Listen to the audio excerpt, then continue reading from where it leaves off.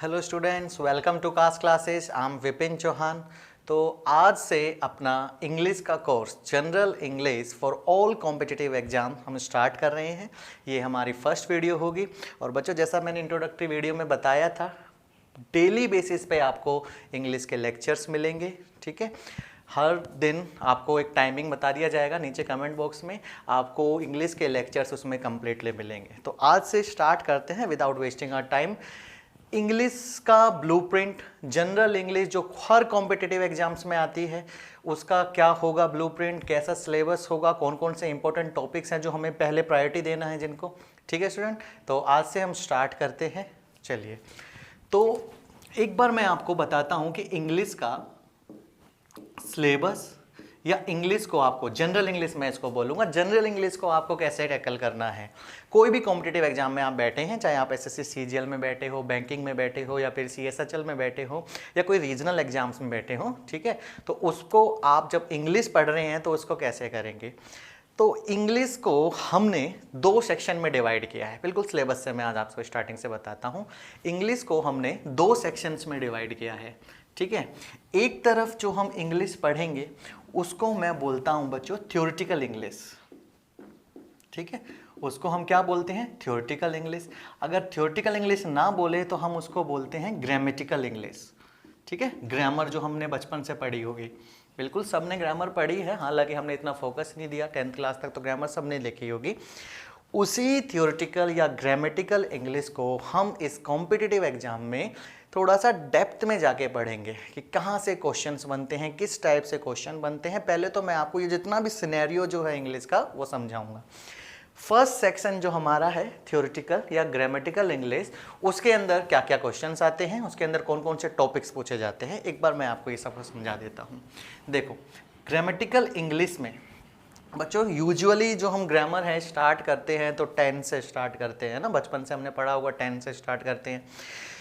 But मैं जो priority देता हूं जिस टॉपिक को, वो है सबसे इंपॉर्टेंट हर एग्जाम में एक टॉपिक है हमारा प्रीपोजिशन। ठीक है, क्या है टॉपिक का नाम, प्रीपोजिशन।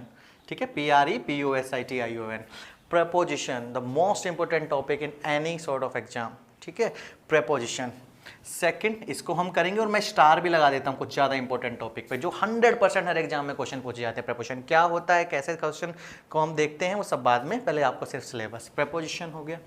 उसके बाद बच्चों फिर हम बोल सकते हैं कि अब हम किससे स्टार्ट करें, टेंस। बिल्कुल क्वेश्चन आते हैं टेंस से। ठीक है, उसके बाद मैंने आपको बोला भाई वर्ब, जब भी हम टेंस करेंगे उसके तुरंत बाद वर्ब करेंगे, या फिर अगर हम पहले वर्ब कर लेते तो उसके तुरंत बाद टेंस करेंगे, क्योंकि दोनों टॉपिक आपस में लिंक्ड है। बहुत अच्छे अच्छे क्वेश्चंस यहाँ से पूछे जाते हैं। टेंस हो गया, वर्ब हो गया। ठीक है, फिर हमने जैसे बात किया कि नाउन, फिर हमने फिफ्थ बोला प्रोनाउन। ठीक है, ये दोनों भी आपस में लिंक हैं। सिक्स्थ हमने एक इंपॉर्टेंट टॉपिक और बता देता हूँ, हालांकि टेंस भी उतना ही इंपॉर्टेंट है, वर्ब भी उतना ही इंपॉर्टेंट है। नाउन मैं नहीं मानता कि इतना कॉम्पिटिटिव एग्जाम में इतना क्वेश्चन पूछे जाते हैं नाउन से, बट हमें जानना जरूरी है उसके बारे में। नाउन हुआ, फिर कौन सा हुआ हमारा, प्रोनाउन। प्रोनाउन के बाद एक टॉपिक आता है बच्चों सब्जेक्ट वर्ब एग्रीमेंट। ठीक है, देखा जाए तो सब्जेक्ट वर्ब एग्रीमेंट एग्जैक्टली कोई भी टॉपिक नहीं है जो हमने बचपन में पढ़ा हो। ये बस एक, इसे हम सिंटैक्स भी बोलते हैं। सब्जेक्ट वर्ब एग्रीमेंट ये समझ लो कि कॉन्सेप्ट्स हैं इन्हीं सभी टॉपिक से, नाउन से, प्रोनाउन से, वर्ब से। ये पर इंपॉर्टेंट बहुत है, जो मैं आपको यहाँ से कंसेप्ट कराऊंगा, डेफिनेटली वहाँ से क्वेश्चन आने वाले हैं। ठीक है, सब्जेक्ट वर्ब एग्रीमेंट हो गया हमारा। सेवंथ मैंने बोला भाई आपका एडजेक्टिव्स। ठीक है, एडजेक्टिव भी हमारा उतना ही इंपॉर्टेंट है, काफ़ी अच्छे अच्छे क्वेश्चन यहाँ से भी आते हैं। एट्थ मैंने लिखा, देखो ये तो बिल्कुल है ही है, voice, active voice and passive voice. Narration हो गया, वॉइस हो गए बच्चों। सीजीएल मेंस के अंदर ये बहुत सारे मार्क्स के आते हैं, वॉइस एंड नरेशन। हालांकि हर एग्जाम में आपको 1-2 नंबर के ये मिलेंगे ही मिलेंगे। ठीक है, वॉइस, नरेशन जिसको हम डायरेक्ट स्पीच भी बोलते हैं, नरेशन हुआ। और क्या हुआ हमारा ये डायरेक्ट स्पीच। ठीक है, preposition, tense, verb, noun, pronoun, subject verb agreement, adjectives, voice, narration, direct speech वगैरह। क्लियर। 10th और भी हैं। अब जैसे कि मैंने आपको यहाँ पे लिखाया एक और है जिसपे मैं डबल स्टार्ट लगाऊंगा कि हर एग्जाम में टॉपिक जरूर आता है, नाम क्या है उसका, आर्टिकल। आर्टिकल हमने जब देखे हैं बचपन से, आर्टिकल ए, आर्टिकल एन और आर्टिकल द, ठीक है। इसके बारे में पढ़ेंगे कि भाई दा बोलते हैं कि दी बोलते हैं, ए बोलते हैं कि आ बोलते हैं, एन बोलते हैं कि एन बोलते हैं, ये सब हम इसके अंदर देखेंगे। आर्टिकल बहुत इंपॉर्टेंट टॉपिक होगा ये भी आपका, ठीक है। आर्टिकल हो गया। उसके अलावा बच्चों एक बोलते हैं सुपरफ्लूअस एक्सप्रेशन, ठीक है, सुपरफ्लूअस एक्सप्रेशन। हालांकि ये भी कोई एग्जैक्ट टॉपिक तो नहीं है सुपरफ्लूअस एक्सप्रेशन, पर अगर आप सीजीएल वगैरह की प्रिपरेशन कर रहे हैं, बैंकिंग की प्रिपरेशन कर रहे हैं, तो पता नहीं कब यहाँ से एक क्वेश्चन आ जाए। मैं नहीं कह रहा बहुत इंपॉर्टेंट है, बट सुपरफ्लूअस एक्सप्रेशन का मतलब होता है कि अननेसेसरी वर्ड हमने जहाँ पे यूज किए उनको हटाना। यहाँ से भी कई बार क्वेश्चन पूछे जाते हैं। क्लियर है? तो ये कुछ 11 टॉपिक जिन्हें मैं मानता हूँ बहुत इंपॉर्टेंट है, आपको करने हैं। एक बार से दोबारा से हल्का से जल्दी से बता देता हूँ। Preposition, tense, verb, noun, pronoun, subject verb agreement, adjective, voice, narration, article, superfluous expression. ये सब टॉपिक हम करेंगे थ्योरेटिकल पोर्शन के अंदर। इंग्लिश को 2 सेक्शन में डिवाइड किया, एक तरफ ये सब है और ठीक है, इन सब को हम क्लास में स्टार्ट करेंगे। तो नेक्स्ट वीडियो से आपका टॉपिक आना स्टार्ट हो जाएगा। डेली बेसिस पे आपको एक लेक्चर मिलेगा ही मिलेगा, ठीक है। नेक्स्ट वीडियो से हम कोई भी एक टॉपिक उठाएंगे, ठीक है, वहाँ से हम स्टार्ट करेंगे और पूरा डेप्थ में क्वेश्चंस कितने आते हैं, वहाँ से किस किस टाइप से क्वेश्चंस आते हैं, सब कुछ हम उसके अंदर करेंगे। बात यहाँ तक समझ में आ रही है बच्चों? क्लियर है ना? ठीक है, चलिए। तो ये तो हो गया अपना थ्योरेटिकल ग्रामेटिकल पोर्शन। ओके, कोई भी एक आध टॉपिक रह गया है वो भी हम कंप्लीट करेंगे। पूरा जनरल इंग्लिश हम इन वीडियोस में कवर करने वाले हैं, तो you just have to wait and watch, ठीक है। बट बार बार मैं एक बात कहूँगा कि कास्ट क्लासेस को थोड़ा सा आप अभी सब्सक्राइब जरूर करना चैनल को, ठीक है। वीडियोस को लाइक करते रहना। Definitely we will not gonna let anyone down, किसी को हम लेट डाउन नहीं करेंगे। वीडियोस डेली बेसिस पे और बहुत अच्छी अच्छी वीडियो जाएंगे, ठीक है बच्चों। चलिए, तो ग्रामेटिकल सेक्शन में हम ये सब करने वाले हैं। नेक्स्ट सेक्शन बहुत इंपॉर्टेंट सेक्शन है। मैं अपनी ऑफलाइन क्लासेस में भी ये बात करता हूँ। सब बच्चों मेरी एक बात सुनना, ग्रामर, हाँ ठीक है सर, ग्रामर पढ़नी होती है क्योंकि ग्रामर आती है एग्जाम्स के अंदर, बिल्कुल पढ़नी होती है, नो डाउट। बट आपको एक बात बताऊँ, कोई भी एग्जाम होता है, सीजीएल, सीपीओ या फिर जो भी बैंकिंग वगैरह का जो एग्जाम है जिसमें इंग्लिश अच्छे मार्क्स की आती है, उसमें एक बहुत इम्पोर्टेंट चीज़ आती है, वो सेक्शन है हमारा बच्चों। ये पूरा सेक्शन बेस्ड होता है, बेस्ड ऑन वोकैब्स। किस पे बेस्ड होता है? वोकैब्स पे। वोकैबुलरीज बोलते हैं जिनको, मैंने शॉर्ट फॉर्म में वोकैब्स लिखा। Based on vocabulary. वोकैबुलरी समझते हैं? नहीं समझते, वैसे समझते होंगे मोस्ट ऑफ यू, लेकिन अगर किसी को नहीं पता वोकैब्स क्या है तो बच्चे एक बार मेरी बात ध्यान से सुनना। अगर आप लाइफ में कोई भी आपका एग्जाम क्रैक करना चाहते हैं तो मेरी बात सुनना, जिसमें इंग्लिश आ रही है।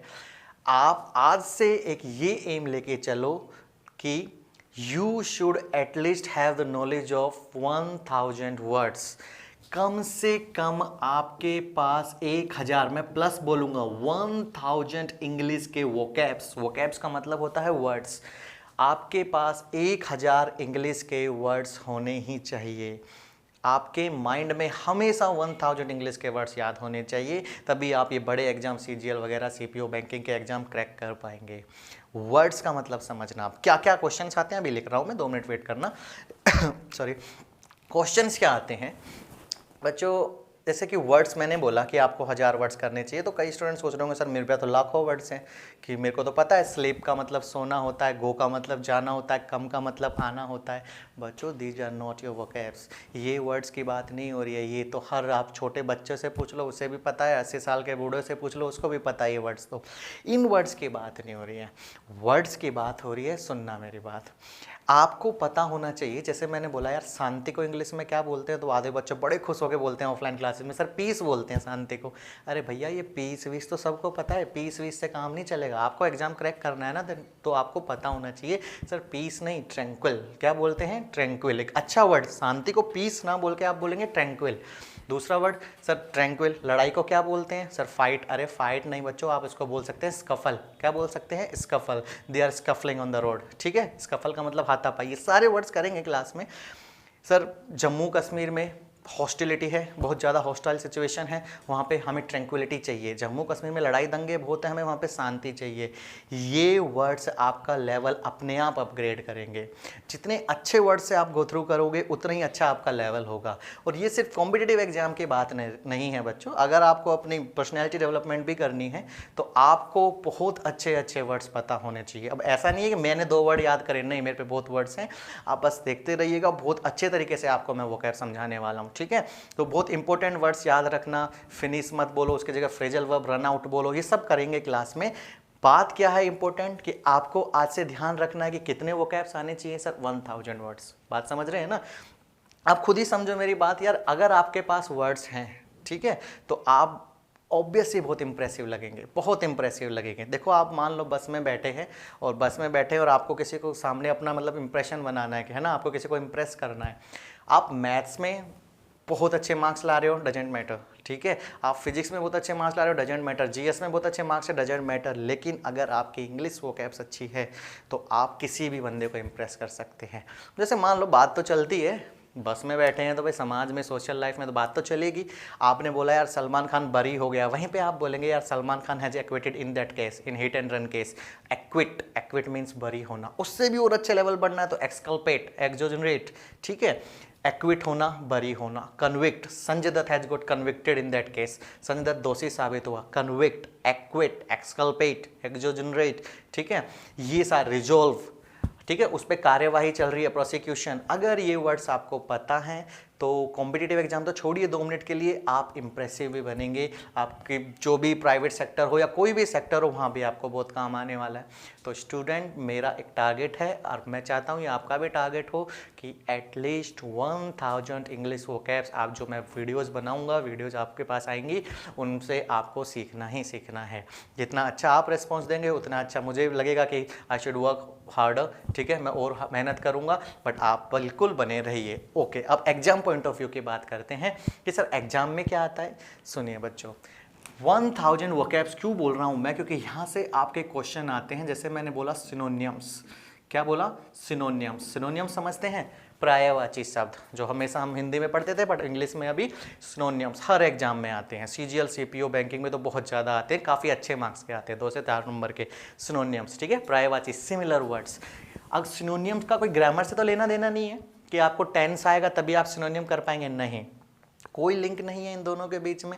अगर आपको मान लिया मैंने कोई वर्ड लिख दिया, जैसे मैंने आपको ट्रैंक्विल वर्ड ही बोला, मैंने वर्ड लिखा ट्रैंक्विल और 4 ऑप्शन दे रखे हैं, आपको ट्रैंक्विल का ही मतलब नहीं पता तो आप कहाँ उसका सिनोनियम ढूंढ पाएंगे, ठीक है। सिंपल नहीं आते कि गो का सिनोनियम कम, एंटोनियम कम होगा, ठीक है, समझ रहे हैं।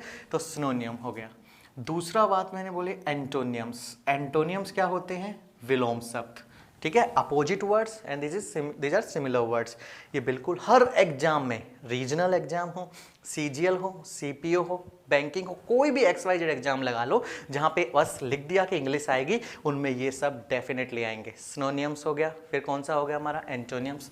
फिर मैंने बोला एक और होता है one word substitution, one word substitution, ठीक है। वन वर्ड सब्स्टिट्यूशन का मतलब वाक्यांश के एक अर्थ बताओ, हर एग्जाम में पूछा जाता है। तो सर जैसे एक बार 2017 सीपीओ में आया था दिल्ली पुलिस सब इंस्पेक्टर में कि जो नींदों में चलता है, person who walks in sleep, उसको क्या बोलते हैं, सोमएम्बुलिस्ट। ये सब कराने वाला हूँ, तरक्की, ठीक है, थोड़ा सा रुकिए आप। सिनोनियम्स, एंटोनियम्स, वन वर्ड सब्स्टिट्यूशंस, और एग्जाम में पूछ जाते हैं ईडियम्स। ईडियम्स का मतलब होता है मुहावरे, ये भी बिल्कुल आते हैं, ठीक है, ठीक है। ईडियम्स का मतलब क्या होता है, मुहावरे। जैसे कि मैंने बोला कि कैसल इन द एयर, इसका क्या मतलब है। अब आप सोचेंगे सर ये कहाँ से चीज़ है, कैसल इन द एयर। तो बच्चों ये सब ईडियम्स होते हैं, ठीक है। हवाई किले बनाना, हिंदी में तो हम शायद कर लेंगे, इंग्लिश में तो उसीलिए मैं बोल रहा हूँ कि vocabs, you must have the knowledge of vocabs, आपको वोकैब्स की नॉलेज होनी ही चाहिए। सिनोनियम्स, एंटोनियम्स, वन वर्ड सब्स्टिट्यूशंस, और हमारा क्या है, ईडियम्स। और अब मैं आपको बोलता हूँ कॉम्प्रिहेंशन पैसेज, ठीक है, मैं उसको वोकेबलरी सेक्शन में ही लेता हूँ। किसमें, पैसेज में। जितनी ज़्यादा वोकेबलरी आपकी होगी, जो पैसेज आते हैं ना, गद्यांश पद्यांश, उनमें से 5 क्वेश्चन 10 नंबर का तो आता ही आता है, 10-5 नंबर के हर एग्जाम में। तो पैसेज कॉम्प्रिहेंशन भी आपका रीडिंग पोर्शन का वोकैब सेक्शन का पार्ट है। बात समझ में आ रही है बच्चों, क्लियर है सॉरी। तो मैंने क्या बोला ठीक है। और जैसे मेंस में अगर हम गए, सीजीएल मेंस के अंदर आते हैं तो रीजम्बल्स आ जाते हैं, रीजम्बल्स, पीक्यूआरएस जिनको रीजम्बल बोलते हैं, रीअरेंजमेंट बोलते हैं, ठीक है, पीक्यूआरएस वगैरह वो सब इसी सेक्शन के पार्ट होंगे। क्लियर है? तो बट अभी मैं नॉर्मल एग्जाम की बात करता हूँ, प्री की बात करता हूँ, तो ये चीज़ें आपको बिल्कुल नॉलेज होनी चाहिए। तो पहले इंग्लिश का ब्लूप्रिंट जो मैंने बोला, जनरल इंग्लिश का फॉर एवरी कॉम्पिटिटिव एग्जाम, आपको पता होना चाहिए कि इंग्लिश को हमने 2 सेक्शन में डिवाइड किया है कि एक तरफ ग्रामर क्लास करनी है और दूसरी तरफ कौन सी क्लास करनी है, वोकैब सेक्शन करने हैं। बात समझ में आ रही है? ओके। तो बच्चों इसका स्क्रीनशॉट ले लीजिए, बाद में आपको मैं सजेस्ट करूंगा कि आप नोट्स बना सकते हैं, बिल्कुल ठीक है, हमेशा वीडियो के ऊपर ही नहीं रहना, नोट्स बनाइए आराम से देख देख के। आज से एक फेयर नोटबुक ले लीजिए, मैं तो कहता हूँ 2 नोटबुक लेना, एक तरफ ग्रामर के नोट्स हम उसमें करेंगे और दूसरी तरफ वोकैब सेक्शन करेंगे हम, ठीक है। वर्ड्स हम डेली वाइज वोकैब्स करा करेंगे, वर्ड्स की भी आपके वीडियो मिलती रहेगी, वोकैब्स आपको डेली 10-10 मिनट 15-15 मिनट की वो वीडियोस मिलती रहेंगे। समझ में आ रही है बात यहाँ तक? ठीक है, एक बार इसको आप स्क्रीनशॉट ले सकते हैं सब। चलिए ओके, अब मेरी बात सुनना, क्या बोलना चाह रहा था कि मैं एक बार इधर यहाँ पे फिर से आता हूँ, ग्रामर पोर्शन। अब मैं उन बच्चों को भी थोड़ा ध्यान में लेना चाहता हूं कि जो रीजनल एग्जाम के प्रिपरेशन कर रहे हैं, कोई भी रीजनल समझते हैं, क्षेत्रीय एग्जाम जो छोटे होते हैं, नेशनल लेवल पे नहीं, स्टेट लेवल के जो एग्जाम्स होते हैं उनमें भी इंग्लिश आती है, बिल्कुल आती है। उनको क्या करना है, उनको मैं बता देता हूं एक बार दोबारा से कि जहाँ पे इंग्लिश कम मार्क्स की आती है, जैसे सीजीएल में तो काफ़ी 250 मार्क्स की इंग्लिश आती है, 200 मेंस में 50 मार्क्स प्री में, ठीक है। ऐसे बैंक पीओ में भी 20 से 25 मार्क्स के एग्जाम्स में इंग्लिश आती है।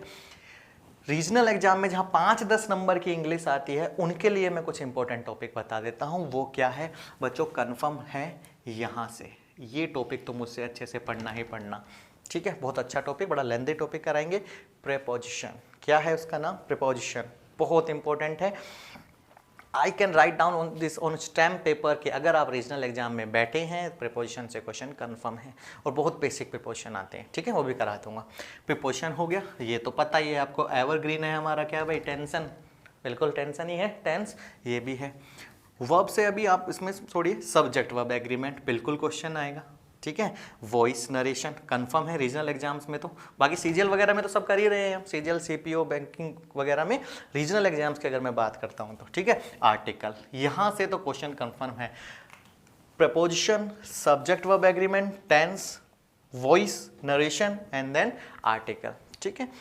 वोकैब, छोटी मोटी वोकैब वहाँ पे भी आती हैं रीजनल एग्जाम्स में भी, ठीक है। तो वहाँ से वोकैब्स भी वो आप जब क्लासेस करेंगे तो उसमें से थोड़ी थोड़ी कर लेना, ज़्यादा हैवी वर्ड होंगे तो उसको आप अवॉइड कर सकते हैं, ठीक है। रीजनल एग्जाम की बात कर रहा हूँ, समझ में आ रही है बात?